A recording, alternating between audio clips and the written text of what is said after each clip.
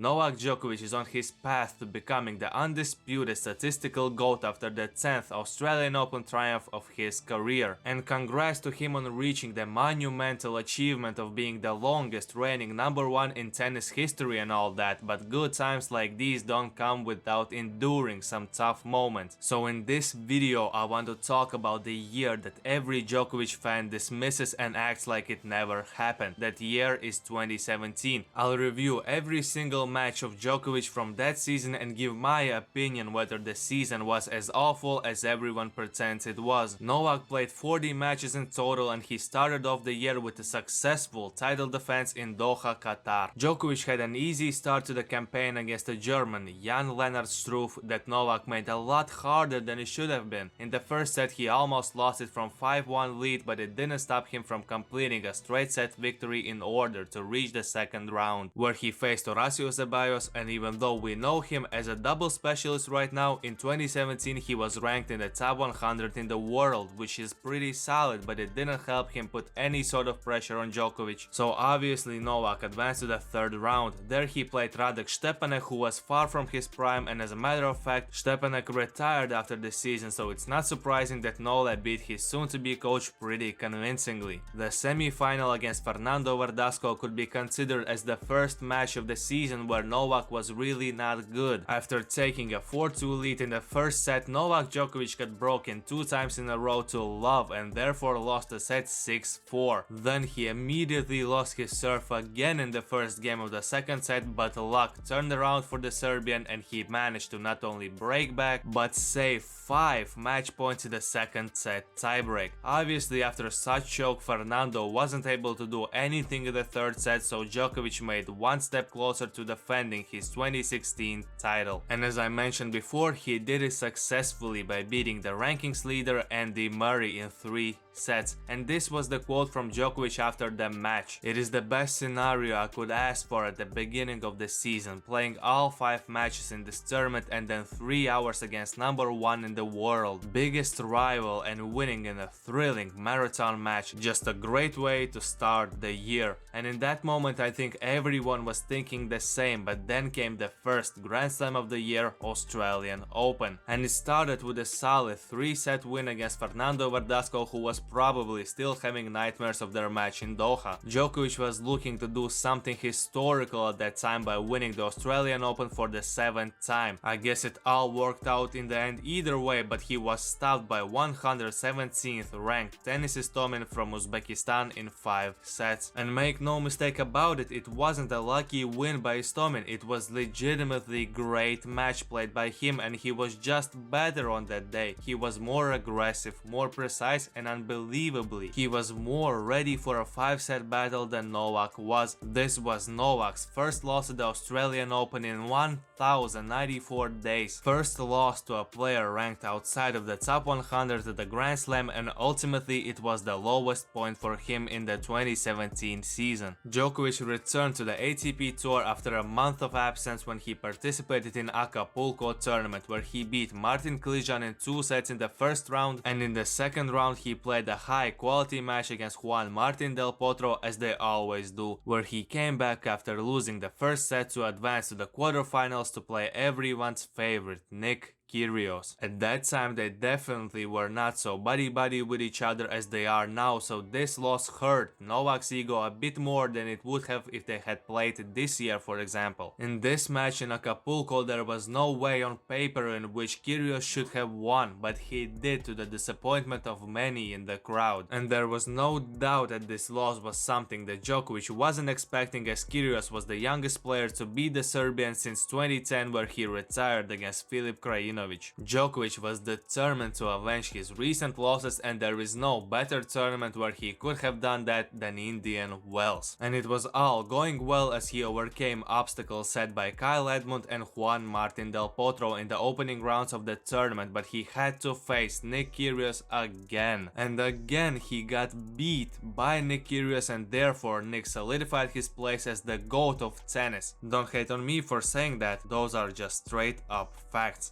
Then he beat Albert Ramos Vinolas at the Davis Cup and helped Serbia win the whole tie against Spain. After Davis Cup, Novak only played Masters tournaments until the French Open. Monte Carlo Masters was the worst tournament of them all. In the second round he overcame Gilles Simon in a grueling 3-setter. Then he beat Pablo Carreño Busta again in 3 sets, but unfortunately for him he wasn't able to win the third long-distance match in a row, as he was stopped in the quarterfinals by David Goffin. Maybe it was a quicker exit than expected, but it definitely wasn't an embarrassing loss. Then came the Madrid Open, where he was eliminated in the semi-final by Rafael Nadal in a convincing fashion. On the road to the semi-final he beat Nicolas Almagro, Feliciano Lopez, and in the quarters he got a walkover against Kei Nishikori. After that it was time for the semi-final that I assume hurt the Nole fam the most, because he got schooled in that match by Rafa. No ifs, ands or buts about it. There was never a chance for Nole to get that desired result in that encounter, which meant that it was time for him to go back to the drawing board. And so he did, which resulted in a final of the Rome Masters. He was beaten there by Alexander Zverev, who claimed his first Masters title, but either way, Novak beat Roberto Bautista Agut, again Juan Martin del Potro,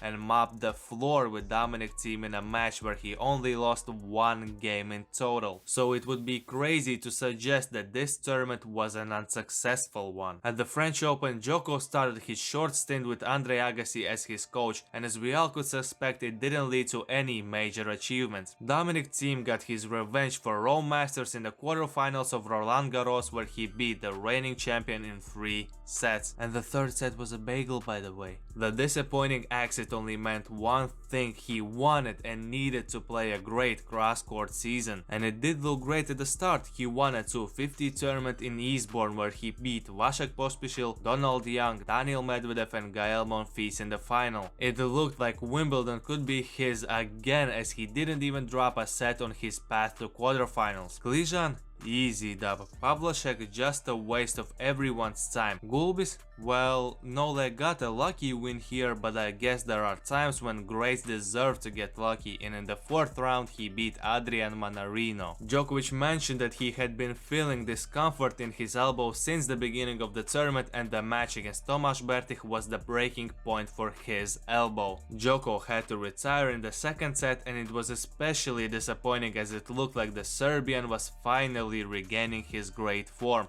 A week after the Wimbledon Championships, he announced that he won't play at the US Open, which meant that his announcement put an end to the 2017 season for Novak Djokovic. I can admit that this season was definitely underwhelming in terms of matches played and big wins in general. But bro, some Novak fans are acting like the guy was stretchered out to every match, and the fact that he was able to play was a miracle. And that's where I think people are going overboard. He still had a great 32-8 record throughout the season. He still won titles, he still was able to beat the #1 player in the rankings, and he got some other solid wins. Was it the GOAT level season? Obviously not, but I want you to remember that every time you decide that you want to prove to someone that 2017 season was absolutely awful for Novak Djokovic, you should take a deep breath and take it easy, my friend.